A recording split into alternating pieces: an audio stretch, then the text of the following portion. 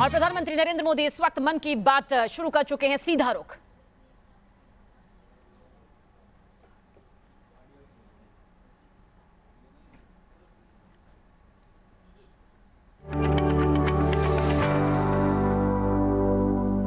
मेरे प्यारे देशवासियों, नमस्कार। अक्सर मन की बात में आपके प्रश्नों की बौछार रहती है। इस बार मैंने सोचा कि कुछ अलग किया जाए।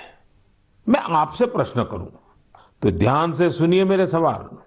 ओलंपिक में इंडिविजुअल गोल्ड जीतने वाला पहला भारतीय कौन था?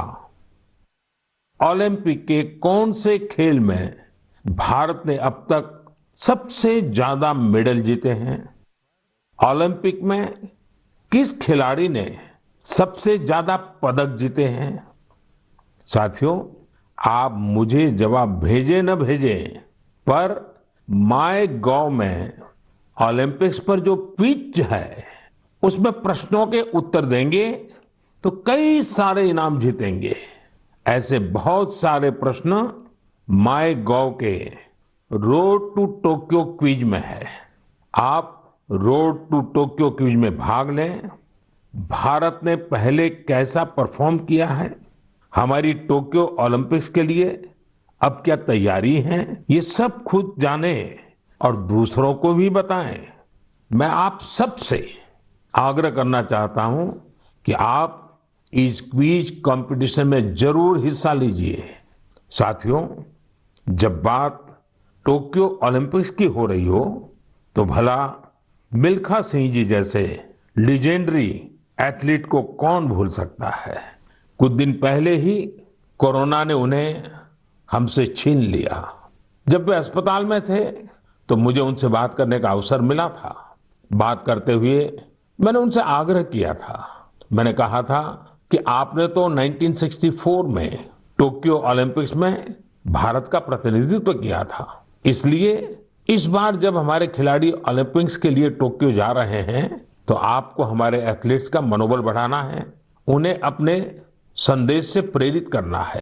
वो खेल को लेकर इतना समर्पित और भावुक थे कि बीमारी में भी उन्होंने तुरंत ही इसके लिए हामी भर दी। लेकिन दुर्भाग्य से नियति को कुछ और मंजूर था। मुझे आज भी याद है 2014 में वो सूरत आए थे। हम लोगों ने एक नाइट मैराथन का उद्घाटन किया था। उस समय उनसे जो गपशप हुई, खेलों के बारे में जो बात हुई, उससे मुझे भी बहुत प्रेरणा मिली थी। हम सब जानते हैं कि मिल्खा सिंह जी का पूरा परिवार स्पोर्ट्स को समर्पित रहा है, भारत का गौरव बढ़ाता रहा है। साथियों, जब टैलेंट, डेडिकेशन, डिटर्मिनेशन और स्पोर्ट्समैन स्पिरिट एक साथ मिलते हैं तब जाकर कोई चैंपियन बनता है। हमारे देश में तो अधिकांश खिलाड़ी छोटे छोटे शहरों, कस्बों, गांवों से निकल करके आते हैं। टोक्यो जा रहे ओलंपिक दल में भी कई ऐसे खिलाड़ी शामिल हैं जिनका जीवन बहुत प्रेरित करता है। हमारे प्रवीण जाधव जी के बारे में आप सुनेंगे तो आपको भी लगेगा कि कितने कठिन संघर्षों से गुजरते हुए प्रवीण जी यहां पहुंचे हैं। प्रवीण जाधव जी महाराष्ट्र के सातारा जिले के एक गांव के रहने वाले हैं। वो आर्चरी के बेहतरीन खिलाड़ी हैं। उनके माता पिता मजदूरी कर परिवार चलाते हैं और अब उनका बेटा अपना पहला ओलंपिक्स खेलने टोक्यो जा रहा है। ये सिर्फ उनके माता पिता ही नहीं, हम सभी के लिए कितने गौरव की बात है। ऐसे ही एक और खिलाड़ी हैं हमारी नेहा गोयल जी। नेहा टोक्यो जा रही महिला हॉकी टीम की सदस्य हैं। उनकी मां और बहनें साइकिल की फैक्ट्री में काम करके परिवार का खर्च जुटाती हैं। नेहा की तरह ही दीपिका कुमारी जी के जीवन का सफर भी उतार चढ़ाव भरा रहा है। दीपिका के पिता ऑटो रिक्शा चलाते हैं और उनकी मां नर्स हैं। और अब देखिए, दीपिका अब टोक्यो ओलंपिक्स में भारत की तरफ से एकमात्र महिला तीरंदाज है। कभी विश्व की नंबर 1 तीरंदाज रही दीपिका के साथ हम सबकी शुभकामना है। साथियों, जीवन में हम जहां भी पहुंचते हैं, जितनी भी ऊंचाई प्राप्त करते हैं, जमीन से ये जुड़ाव हमेशा हमें अपनी जड़ों से बांधे रखता है। संघर्ष के दिनों के बाद मिली सफलता का आनंद भी कुछ और ही होता है। टोक्यो जा रहे हमारे खिलाड़ियों ने बचपन में साधनों संसाधनों की हर कमी का सामना किया, लेकिन वो डटे रहे, जुटे रहे। उत्तर प्रदेश के मुजफ्फरनगर की प्रियंका गोस्वामी जी का जीवन भी बहुत सीख देता है। प्रियंका के पिता बस कंडक्टर है। बचपन में प्रियंका को वो बैग बहुत पसंद था जो मेडल पाने वाली खिलाड़ियों को मिलता है। इसी आकर्षण में उन्होंने पहली बार रेस वॉकिंग प्रतियोगिता में हिस्सा लिया था। अब आज वो इसकी बड़ी चैंपियन है। जैवलिन थ्रो में भाग लेने वाले शिवपाल सिंह जी बनारस के रहने वाले हैं। शिवपाल जी का तो पूरा परिवार ही इस खेल से जुड़ा हुआ है। इनके पिता, चाचा और भाई सभी भाला फेंकने में एक्सपर्ट हैं। परिवार की यही परंपरा उनके लिए टोक्यो ओलंपिक्स में काम आने वाली है। टोक्यो ओलंपिक के लिए जा रहे हैं चिराग शेट्टी और उनके पार्टनर सात्विक साईराज का हौसला भी प्रेरित करने वाला है। हाल ही में चिराग के नाना जी का कोरोना से निधन हो गया था। सात्विक भी खुद पिछले साल कोरोना पॉजिटिव हो गए थे, लेकिन इन मुश्किलों के बाद भी ये दोनों मेंस डबल शटल कंपटीशन में अपना सर्वश्रेष्ठ देने की तैयारी में जुटे हैं। एक और खिलाड़ी से मैं आपका परिचय कराना चाहूंगा। ये है हरियाणा के भिवानी के मनीष कौशिक जी। मनीष जी खेती किसानी वाले परिवार से आते हैं। बचपन में खेतों में काम करते करते मनीष को बॉक्सिंग का शौक हो गया था। आज ये शौक उन्हें टोक्यो ले जा रहा है। एक और खिलाड़ी हैं सीए भवानी देवी जी। नाम भवानी है और ये तलवारबाजी में एक्सपर्ट है। चेन्नई के रहने वाली भवानी पहली भारतीय फेंसर है जिन्होंने ओलंपिक में क्वालिफाई किया है। मैं कहीं पढ़ रहा था कि भवानी जी की ट्रेनिंग जारी रहे, इसके लिए उनकी मां ने अपने गहने तक गिरवी रख दिए थे। साथियों, ऐसे तो अनगिनत नाम है, लेकिन मन की बात में मैं आज कुछ ही नामों का जिक्र कर पाया हूं। टोक्यो जा रहे हर खिलाड़ी का अपना संघर्ष रहा है, बरसों की मेहनत रही है। वो सिर्फ अपने लिए ही नहीं जा रहे, बल्कि देश के लिए जा रहे हैं। इन खिलाड़ियों को भारत का गौरव भी बढ़ाना है और लोगों का दिल भी जीतना है। और इसलिए मेरे देशवासियों में आपको भी एक सलाह देना चाहता हूं। हमें जाने अनजाने में भी हमारे इन खिलाड़ियों पर दबाव नहीं बनाना है, बल्कि खुले मन से इनका साथ देना है। हर खिलाड़ी का उत्साह बढ़ाना है। सोशल मीडिया पर आप हैशटैग चीयर फॉर इंडिया के साथ अपने इन खिलाड़ियों को शुभकामनाएं दे सकते हैं। आप कुछ और भी इनोवेटिव करना चाहें तो वो भी जरूर करें। अगर आपको कोई ऐसा आइडिया आता है जो हमारे खिलाड़ियों के लिए देश को मिलकर करना चाहिए, तो वो आप मुझे जरूर भेजिएगा। हम सब मिलकर टोक्यो जाने वाले अपने खिलाड़ियों को सपोर्ट करेंगे। Cheer for India, cheer for India, cheer for India. मेरे प्यारे देशवासियों, कोरोना के खिलाफ हम देशवासियों की लड़ाई जारी है, लेकिन इस लड़ाई में हम सब साथ मिलकर कई असाधारण मुकाम भी हासिल कर रहे हैं। अभी कुछ दिन पहले ही हमारे देश ने एक अभूतपूर्व काम किया है। 21 जून को वैक्सीन अभियान के अगले चरण की शुरुआत हुई और उसी दिन देश ने 86 लाख से ज्यादा लोगों को मुफ्त वैक्सीन लगाने का रिकॉर्ड भी बना दिया। और भी एक दिन में इतनी बड़ी संख्या में भारत सरकार की तरफ से मुफ्त वैक्सीनेशन, और वो भी एक दिन में, स्वाभाविक है इसकी चर्चा भी खूब हुई है। साथियों, एक साल पहले सबके सामने सवाल था कि वैक्सीन कब आएगी। आज हम एक दिन में लाखों लोगों को मेड इन इंडिया वैक्सीन मुफ्त में लगा रहे हैं, और यही तो नए भारत की ताकत है।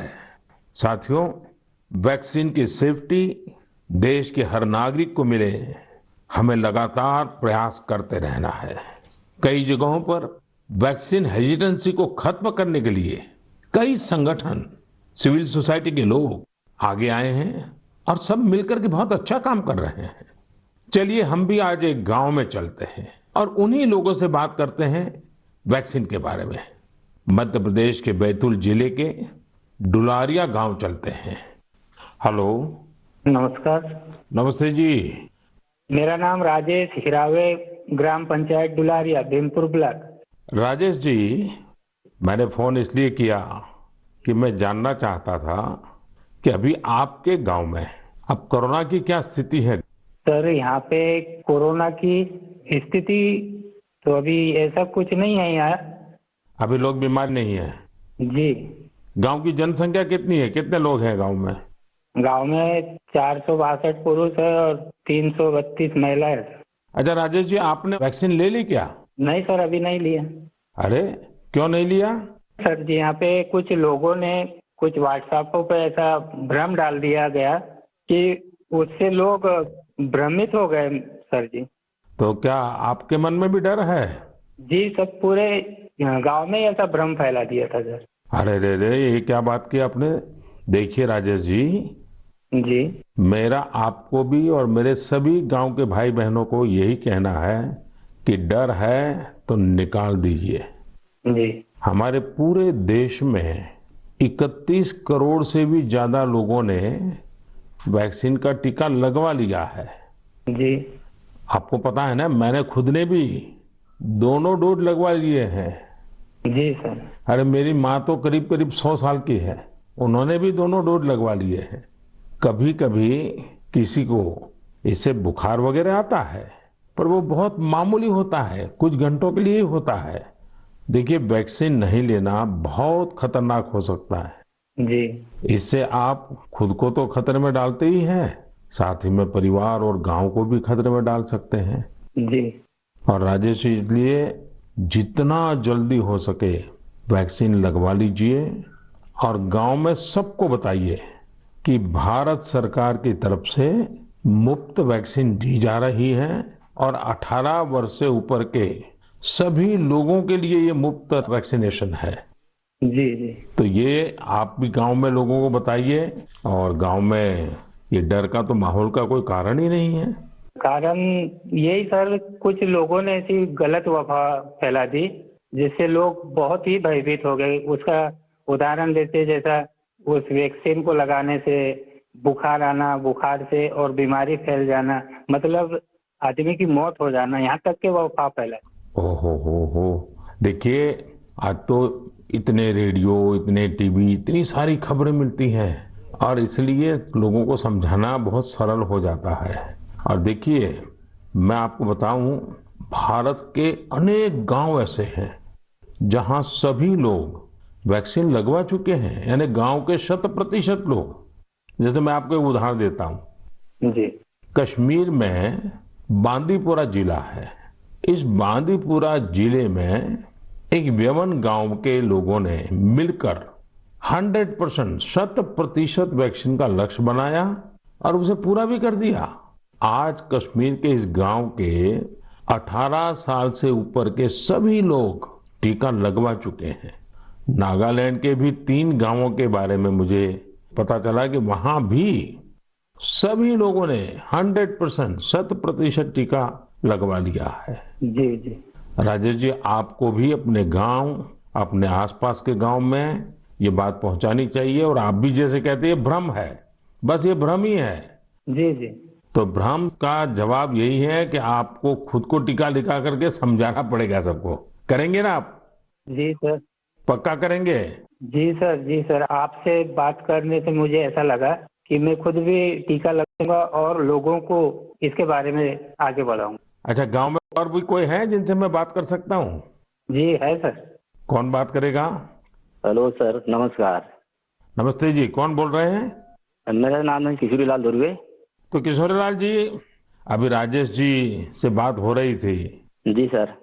और वो तो बड़े दुखी होकर के भी बता रहे थे कि वैक्सीन को लेकर लोग अलग अलग बातें करते हैं। जी। आपने भी ऐसा सुना है क्या? हाँ सुना तो हूँ सर वैसा। क्या सुना है? क्योंकि ये है सर, ये पास में महाराष्ट्र है, तो उधर से कुछ रिश्तेदारी से जुड़े लोग मतलब कुछ अफवाह फैलाते कि वैक्सीन लेने से लोग मर रहे हैं, कोई बीमार हो रहा है, इस तरह ले नहीं ले रहे। नहीं, कहते हैं क्या है, अब कोरोना चला गया ऐसा कहते हैं? जी कोरोना से कुछ नहीं होता ऐसा कहते हैं? नहीं, कोरोना चला गया नहीं बोलते सर, कोरोना तो है बोलते, लेकिन वैक्सीन जो लेते हैं उससे मतलब बीमारी हो रहे और मर रहे, ये स्थिति बताते सर वो। अच्छा, वैक्सीन के कारण मर रहे हैं?